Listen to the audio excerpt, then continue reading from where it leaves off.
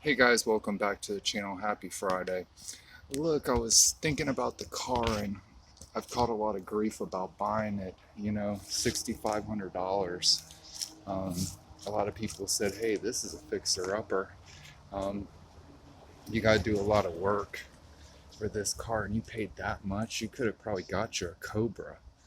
Well, maybe they were right, but I don't feel that way. When I heard the car and I heard it start up, I knew the motor was jammed up jelly tight.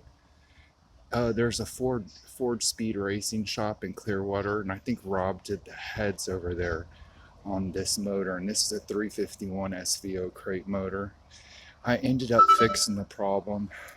Now, these are the symptoms of the problem, and I solved it with this particular car, and I want to share it with everybody so that way they get an idea, and if they run into this problem with a Mustang or something, they can fix this problem. This problem will be for 87 to 2004 or up with anything with a mass airflow sensor.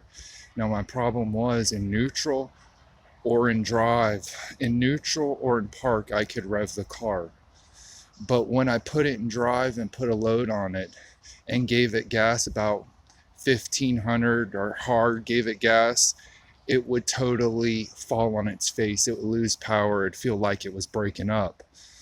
Well, I didn't clean the mass airflow sensor and had other mass airflow sensors here at the house. So I went ahead and changed the mass airflow sensor, and just as a rule of elimination, because the plug on this one needed some adjustment. The plug was cracked up and I haven't went ahead and changed that yet.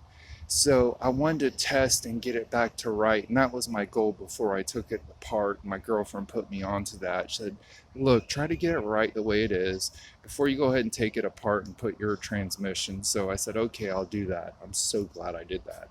So I fixed a lot of problems. There's two main problems left, but I want to talk about this tricky problem.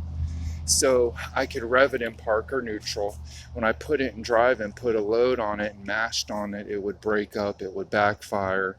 Something seemed wrong. It seemed like it was running rich or lean. Now everybody gave me a lot of hell about, hey, the O2 sensor should have a reading and it should adjust. Well, look, it in real world and in book theory, yeah, it should. It did not. This is a tuned car. That's one little other exception. So the problem was the mass airflow probably was dirty. I didn't clean it. I went ahead and replaced the mass airflow. Now the car absolutely does exactly what it should. Response is there. When you hit the pedal, it goes. When you rev it up, there's no hesitation, it goes. And when I put it in a load and I put it in gear, it moves. So I'm going to tell you this is problem solved, and that part of the problem is fixed. So as always, guys, like, subscribe, and share, and keep on dreaming.